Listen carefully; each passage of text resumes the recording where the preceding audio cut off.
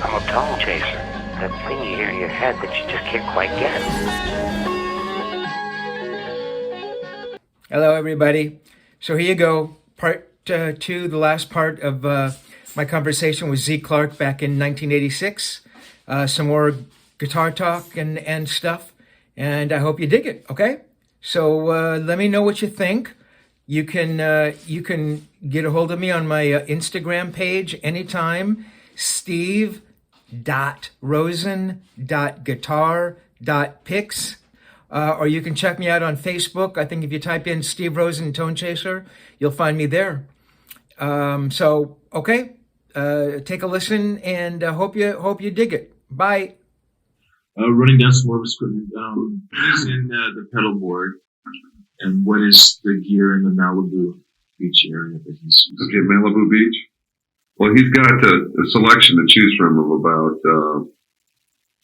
13, 14 different guitars. Right? I think it's around 14. With its backups on the Steinbergers, we've got 3 different Steinbergers.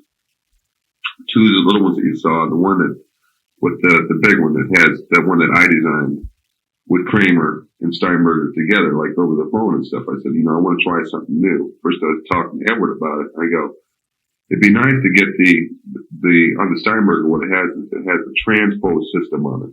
That means you can play like an A 440, right, in like a normal guitar, like tuning, right? You can move that arm up, that tremolo arm actually locks in the 3 positions up, which brings the guitar, it can bring it up 3 steps, up to 3 different keys, or drop it down to 3 different keys, goes below. So I wanted to build that transpose system, instead of going to that fiberglass or graphite, I wanted to put it onto a wood that me and Edward, our secret wood. So I had a body built. I go up to Edward and go, let's try something different. He got me started on this kick now, just like, never accepting what you got and just always going on to something different. It was like picking up a slight, like his philosophy and just his feel was starting to rub off on me, and I'm sure he could sense it too. It just, before he could really thoroughly trust me and just any judgment or whatever, he'd feel safe and confident and comfortable with my suggestions and the end results. Mm-hmm. So I went through and we built this one guitar to where it's still not done yet. We're making the neck longer and still fooling with it. We're changing it. We're going now to, the first design was, wood body with the Steinberger transpose system on it and a graphite neck. Now we're waiting for the neck that we designed, that Kramer's sending us right now to come out to where we're going to go to, specific cut neck that Edward wants to go to the body that we cut, a special cut body, because it's different with this, special transpose system on it. So that's another one that we're still working on right now. Right. There's actually a couple other ones that we're working on too, but they're still in the process of being, we sit down and talk and go, yeah, maybe we should try this one or do this, or, we're close on some things to where we're just designing things right now. What's in Ed's pedal effects rack?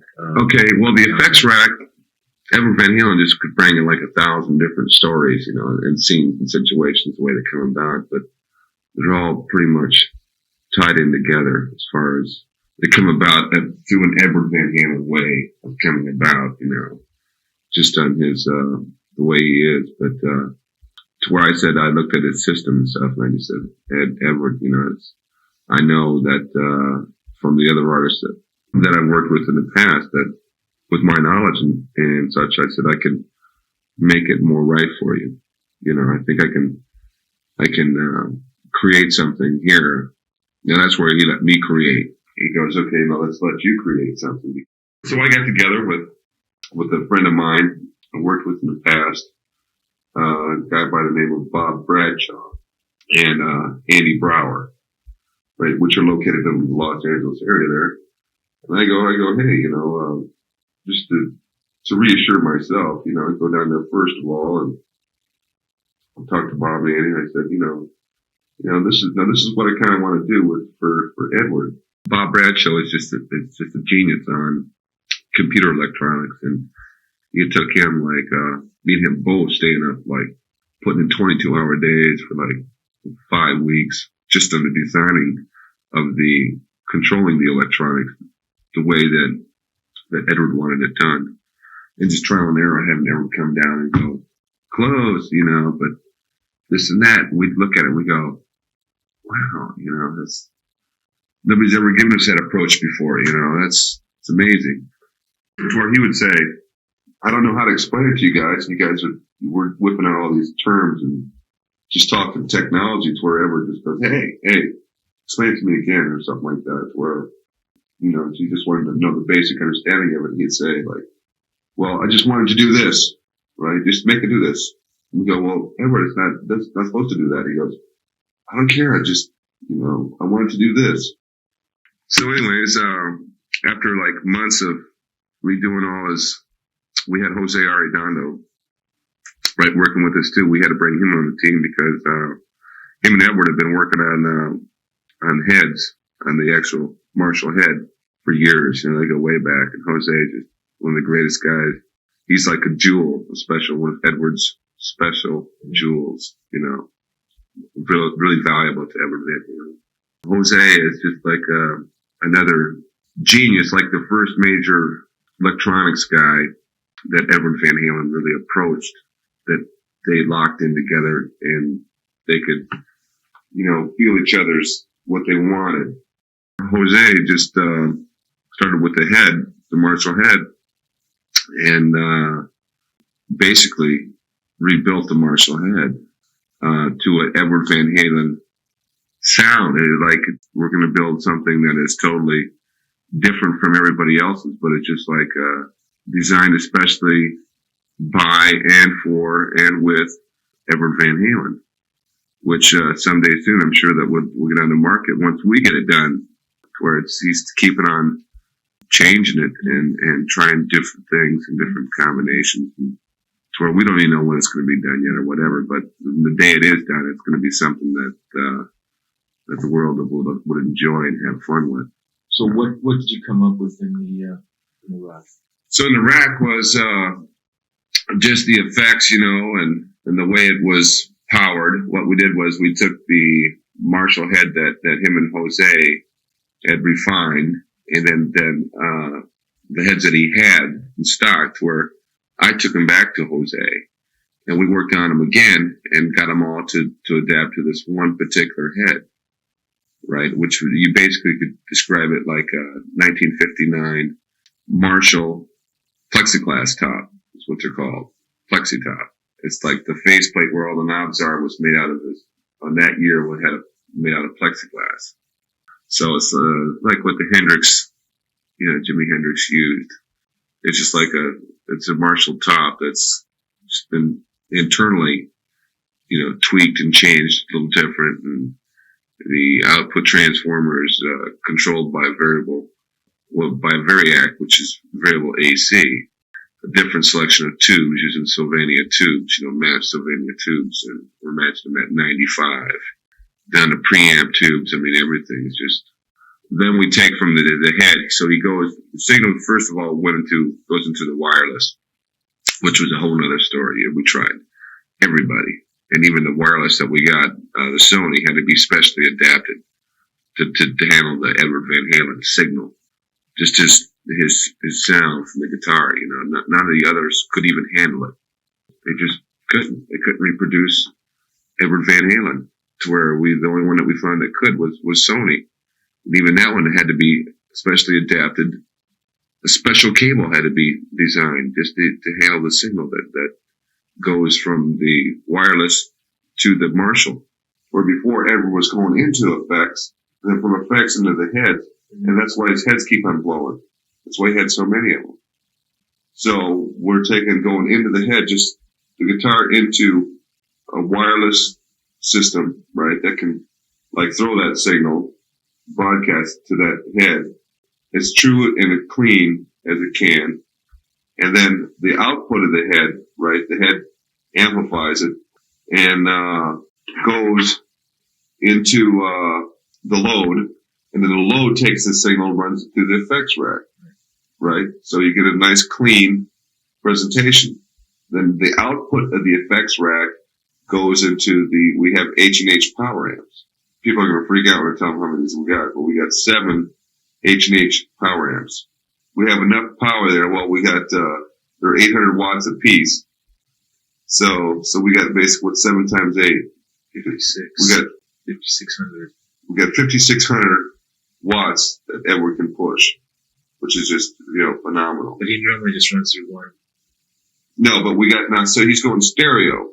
It's the first ever that Edward Van Halen is going, we got him going stereo effects. So the H&H is now, each side of the H&H is broken up. I've got them broken up into 400 watts, but we're using just four by 12 Marshall cabinets of stock with the old Celestion speakers that are going into the vintage ones, 30 watt speakers. These are 30 watt speakers. Right. Old ones. Yeah. But the slant cabs. Right. The slant. They're basically, what they are is the JCM 800 Marshall cabinets. How many cabinets? We've got on stage, let's see, there's nine cabinets he runs through. For the actual house, he's only running through his mic from the house is stereo, just 2 cabinets that feed him, right? And the other ones, the stage is so big, was up on top here or just different level. They're just like, cabinets are spread out. And I have one of my pits, so I can monitor, his signal to make sure that, if something goes down, I hear it as quick as he does. So right. I'm doing a dive, changing it over to something else. Right. Okay, so then we're at the effects rack then. So the effects rack, basically, he comes into it's a Rane mixer, RANE, right? It's just a brand mixer. Little mixer, that was the only one that we found out that could fit into the rack, that we had enough space for it. Is that the SM26? Yeah. That's the mixer. Yeah. So that's the first thing he goes into. Right. And then he goes into there, it's selected up between, whatever effects. We've got the 2 SDE 3000s, the Roland SDE 3000s. Which he uses for what? He uses those on quite a bit of the songs that he's using, just a short slap, just to make it a little bit fatter, increase the sound. We'll just make it a little bit fatter. Mm-hmm. What else we got in there? PCM 70. Right. Well, the PCM 70, that's for his during the solo for the cathedral. That's to get his cathedral sound in there. And for the PCM 70, we can make it do anything. It's virtually an incredible effect. And you have the readout on the reading cathedral, right? Right. We actually put our own name in on it instead of a standard thing. We actually went inside and we had to screw with that too, Right. So when they read all these effects, read our own inputs. You have the eventide harmonizers? Yeah, he uses the 2 harmonizers, and the harmonizer basically says what it does. It just harmonizes the signal. Harmonizer basically makes it 1 line into like 2 lines. It makes it like bigger, fatter too. So is that on all the time then? No, not really.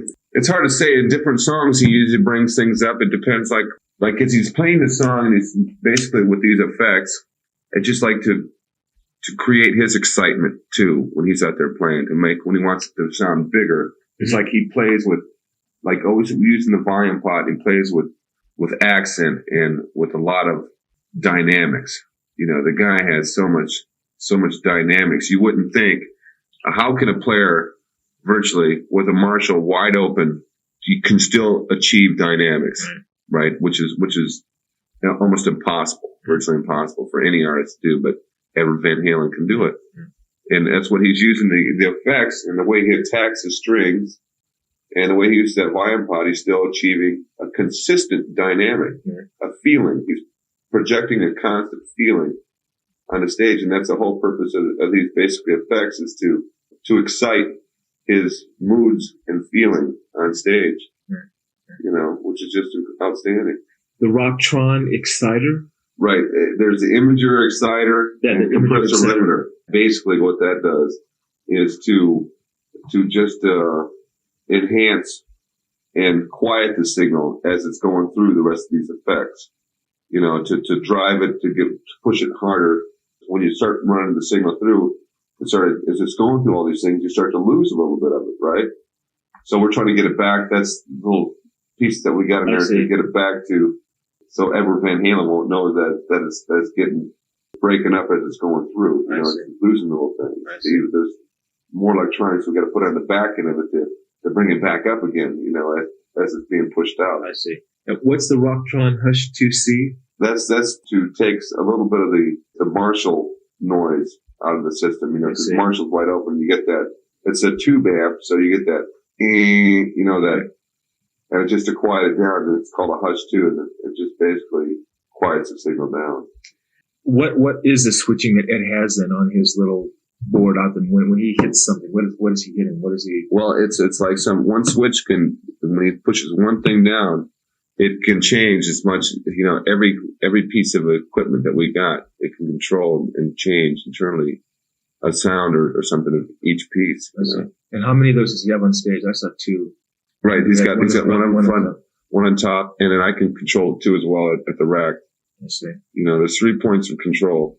What about things like the mics? How does he mic his amps? Do you have anything to do with that? Well, yeah, Edward gives the angle on the mic. He likes to mic the top left speaker, and he likes to angle the mic to be like at about a 45-degree angle to like parallel with the shape of the cone. Pretty much. What kind of mics does he use? It's a sound company that uses different mics, and at this point, we started out with Sennheiser. We use 451s, 421s. It's like they get broken here and there, so it's like whatever we got. So it's not too critical, really. No, it's just like in the house, because each hall, that's another thing that which Edward does is absolutely concerned with, is what the kids are hearing out, because we did all this work to make it right on stage, to make it acceptable for him on stage. To where do you think we're gonna allow them to use some shitty mics or something like that and reproduce it in the house, like totally bogus? He could hear that from that stage anyway, above his own sound. He can hear what the sound is being, what that sound man out there, which is Dan Barr, is reproducing. But DB's a good guy out there.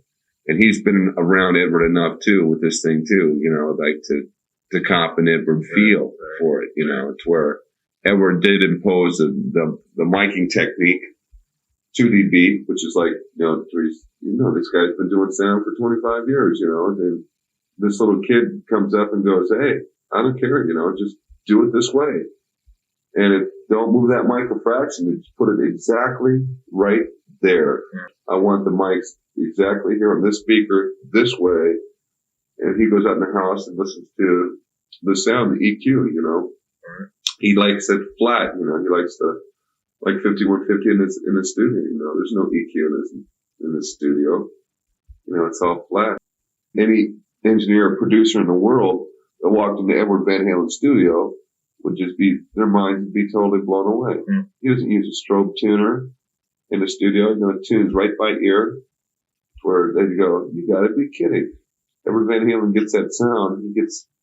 That's Edward Van Halen you're hearing. It's really from the heart, and soul. Right. What about things like getting his guitars ready? You're always back there tuning them. How do you string his guitars? How often do you change that stuff?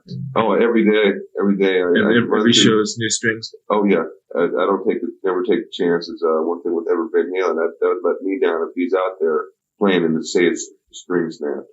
It would be like finding out, like losing that string would be like losing a relative or something, when you're out there in front of all those people, giving it to them, and to where things that do happen, like we've only had one dive out of like 30 some shows that we've done already. There's only been one problem, and that's just, things do start to eventually wear out.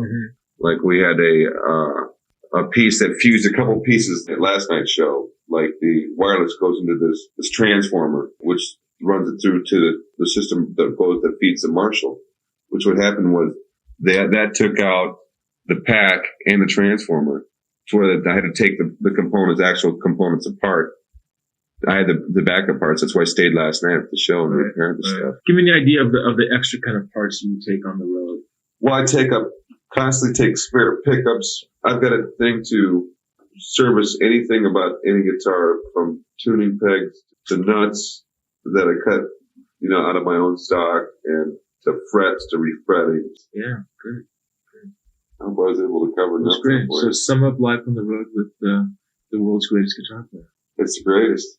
And you learn something new, and every minute we're constantly changing and growing. It's only the beginning. Yeah. For Eddie Van Halen, it's you just see life now that we're finally made life on the road right for him, to where, look out, just the beginning for him. Yeah. Hey everybody, how you doing? So that's it. That's the end of the two-parter with Zeke Clark. I hope you guys like that. If you'd like to read more about Edward and his eternal chase for the perfect tone, check out my book. You can find it at tonechaserbook.com. Pretty simple, tonechaserbook.com. If you haven't checked it out, I'm pretty sure you'll dig it. So go and have a look. Okay, everybody? Be well, and we'll talk soon. Bye.